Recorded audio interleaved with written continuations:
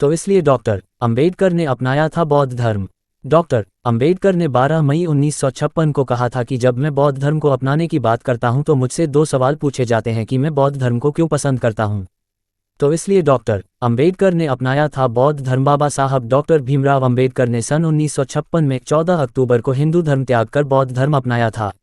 बाबा साहब डॉक्टर भीमराव अंबेडकर ने सन 1956 में 14 अक्टूबर को हिंदू धर्म त्याग कर बौद्ध धर्म अपना लिया था। इसकी एक वजह तो यही बताई जाती है कि उन्होंने हिंदू धर्म के वर्णाश्रम धर्म और जाति व्यवस्था के अन्याय और असमानता से तंग आकर बौद्ध धर्म स्वीकार किया था। इससे पहले उन्होंने हिंदू धर्म में सुधार के तमाम प्रयास किए और अंत में उन्हें लगा कि इस धर्म में कोई बुनियादी बदलाव नहीं हो सकता, कम से कम वह काम तो नहीं हो सकता जिसकी कल्पना उन्होंने की थी। उनकी नई कल्पना उनके 1936 के उस लेख में जाहिर है जिसे एनिहिलेशन ऑफ कास्ट या जातिभेद का समूल नाश कहा गया है। इस बात को उन्होंने 13 अक्टूबर 1935 को येओला में कहा था, मैं हिंदू के रूप में पैदा हुआ हूं लेकिन हिंदू के रूप में मरूंगा नहीं, कम से कम ये तो मेरे वश में है। सिर्फ यही कारण नहीं है जिसके चलते अंबेडकर ने यह फैसला लिया, क्योंकि इसे पलायनवाद, अलगाववाद और नकारात्मकता कहा जा सकता है। उनके हिंदू धर्म छोड़ने के पीछे सकारात्मक कारण है और वह पूरी मानवता के संदर्भ में है। उनका दूसरा कारण साम्यवाद के विकल्प के तौर पर भी बुद्ध धर्म को प्रस्तुत करना था। उन्होंने देखा था कि उन दिनों साम्यवाद की चुनौती के कारण धर्म के अस्तित्व पर ही संकट है, जबकि मनुष्य का काम धर्म के बिना चल नहीं सकता। इसलिए उसे एक ऐसा धर्म चाहिए जो तर्क और नैतिकता पर आधारित हो, और ऐसा धर्म सिर्फ बुद्ध धर्म ही है। हालांकि भारत में बौद्ध धर्म के पुनरुत्थान का समय 18वीं सदी के मध्य से शुरू होता है और वह भी यूरोपीय विद्वानों के द्वारा, वरना उससे पहले बोध गया जैसे अहम तीर्थस्थल की बड़ी उपेक्षा थी। डॉक्टर अंबेडकर ने 12 मई 1956 को कहा था कि जब मैं बौद्ध धर्म को अपनाने की बात करता हूं तो मुझसे दो सवाल पूछे जाते हैं कि मैं बौद्ध धर्म को क्यों पसंद करता हूं। दूसरा सवाल यह है कि मौजूदा विश्व में ये धर्म किस तरह से प्रासंगिक है। इसका जवाब देते हुए उन्होंने कहा था कि मैं बौद्ध धर्म को इसलिए चुन रहा हूं क्योंकि यह 3 सिद्धांतों को एक साथ प्रस्तुत करता है जिसे कोई और धर्म नहीं प्रदान करता। बौद्ध धर्म प्रज्ञा प्रदान करता है, करुणा प्रदान करता है और समता का संदेश देता है। प्रज्ञा का अर्थ है अंधविश्वास और परालौकिक शक्तियों के विरुद्ध समझदारी। करुणा का अर्थ है प्रेम और पीड़ित के लिए संवेदना। समता जाति, धर्म, नस्ल और लिंग के आधार पर बने नकली विभाजन से अलग मानवीय बराबरी में विश्वास करने का सिद्धांत है। उनका कहना था कि दुनिया में अच्छे और सुखी जीवन के लिए ये तीनों चीजें जरूरी हैं। उन्हें चिंता थी कि दक्षिण पूर्व एशिया में साम्यवाद तेजी से फैल रहा है, जबकि दक्षिण पूर्व एशिया में वे देश हैं जहां कभी बौद्ध धर्म का बोलबाला रहा है। वहीं साम्यवाद में धर्म के लिए कोई स्थान नहीं है।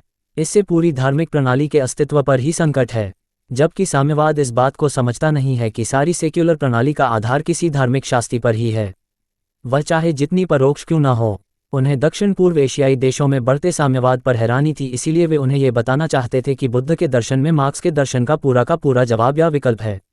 रूसी साम्यवाद से सचेत करते हुए कहते हैं कि वह तो खूनी क्रांति लाने का संकल्प करता है, जबकि बुद्ध का साम्यवादी दर्शन रक्तहीन मानसिक क्रांति लाता है। इसलिए जो लोग साम्यवाद अपनाना चाहते हैं वे जान लें कि बुद्ध धर्म का संघ अपने में साम्यवादी संगठन है। वहाँ निजी संपत्ति की कोई अवधारणा नहीं है। ये सोच किसी हिंसा के माध्यम से नहीं हासिल की गई थी, ये तो मानस बदलने से आई थी और 2500 साल से चली आ रही है। हालांकि उसमें क्षरण हुआ है, लेकिन वह अवधारणा तो आज भी जिंदा है। वे दक्षिण पूर्व एशिया के देशों को सचेत कर रहे थे कि वे रूसी जाल में न फंसें। वे बुद्ध के दर्शन को पढ़ें, समझें और नई व्याख्या करें। दरअसल डॉक्टर अंबेडकर ने बौद्ध धर्म और दर्शन को पुनर्जीवित करने और उसकी नई व्याख्या करने की कोशिश की थी। इससे पहले भारतीय उपमहाद्वीप में बुद्ध धर्म लगभग बुझ चुका था। 1750 से 1890 के बीच 1750 से 1890 के बीच अंग्रेज विद्वानों ने तमाम स्थलों और साहित्य की खोज करके उनके बीच संबंध जोड़े और यह स्थापित किया कि भारत में इतना महान धर्म था। ये धर्म भारत से लुप्त होकर यूरोप के साहित्य में जिंदा था। जिन विद्वानों ने इसे पुनर्जीवित किया उनमें प्रिंसेप, अलेक्जेंडर कनिंघम और जॉन मार्शल का नाम प्रमुख है। एडविन अर्नाल्ड ने भी बोध गया जैसे स्थल की उपेक्षा के बारे में लिखा था। डॉक्टर अंबेडकर की बौद्ध धर्म की व्याख्या को कुछ विद्वान इनगेज्ड बुद्धिज्म यानी सक्रिय बुद्धवाद की संज्ञा में रखते हैं। ये शब्दावली वियतनाम के जैंग गुरु पिच नाट हम ने प्रदान की है। वहाँ युद्ध की स्थितियों से तमाम बौद्ध भिक्षु बहुत चिंतित थे।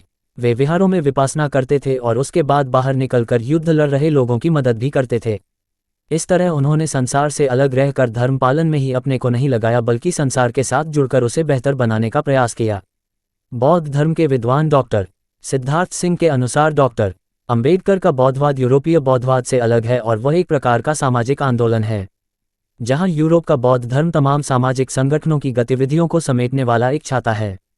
वहीं डॉक्टर अंबेडकर का बौद्ध धर्म सामाजिक पीड़ा से मुक्ति का एक आंदोलन है। यूरोपीय बौद्ध धर्म पारंपरिक व्याख्या पर आधारित है, जबकि अंबेडकर एकदम नई व्याख्या प्रस्तुत करते हैं।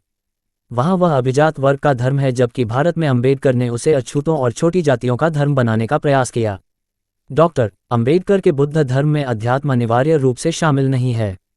ये धर्म हिंदूवाद का जबरदस्त आलोचक है। आज सवाल उठता है कि जब रूस या पूर्व सोवियत संघ का साम्यवाद बिखर गया है और दक्षिण पूर्व एशिया के कुछ देशों में साम्यवाद बचा हुआ है, तब बौद्ध धर्म किस प्रकार एक सामाजिक आंदोलन और सक्रिय धर्म की भूमिका निभा सकता है। इस बीच दक्षिण पूर्व एशिया के जातीय झगड़ों के कारण बौद्ध धर्म के विविध रूप सामने आए हैं, जिसमें नस्ली घृणा और हिंसा का समर्थन भी शामिल है। इन बातों को 2 पुस्तकों ने बहुत गहराई से दर्शाया है। एक पुस्तक है रॉबर्ट सैक्स की Buddha at war, Buddha at war. दूसरी पुस्तक है बुद्धिस्ट वॉरफेयर, बुद्धिस्ट वॉरफेयर, जिसे लिखा है माइकल के जेरिसन और मार्कजुएर्जेंसमेयर ने। इसमें श्रीलंका के बौद्धों से लेकर म्यांमार तक के बौद्धों की हिंसक गतिविधियों का वर्णन है। ये स्थितियां आज नए संदर्भ में डॉक्टर अंबेडकर के विमर्श को प्रासंगिक बनाती हैं। आज धर्म फिर कट्टरता की ओर जा रहे हैं। अंबेडकर की चेतावनी से हिंदू धर्म ने अपने भीतर जो सुधार किया था, अब वह उस पर उल्टी प्रतिक्रिया कर रहा है। दलित समाज पर अत्याचार कम नहीं हुए हैं। ये बात अलग है कि उनके भीतर भी एक अभिजात वर्ग पैदा हो गया है। जातीय संघर्ष, आतंकवाद, सांप्रदायिकता और उग्र राष्ट्रवाद के साथ खड़े हुए सभ्यताओं के संघर्ष के सिद्धांत ने दुनिया को नए सिरे से उलझा दिया है। सोवियत संघ और कम्युनिस्ट तानाशाही सत्ताओं का पतन भले हुआ, लेकिन दुनिया में तानाशाही का खतरा बना हुआ है। इसलिए आज डॉक्टर अंबेडकर के जीवन और विचार को नए सिरे से पढ़ने की जरूरत है। उनका ग्रंथ बुद्ध और उनका धम्म बुद्ध धर्म की नई व्याख्या करता है। उनका लिखा हुआ संविधान लोकतंत्र और समता की स्थापना करता है। देखना है आज का भारत और दुनिया उन्हें कितना समझ और अपना पाती है।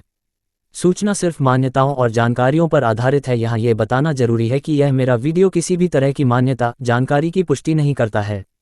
किसी भी जानकारी या मान्यता को अमल में लाने से पहले संबंधित विशेषज्ञ से सलाह लें। धन्यवाद।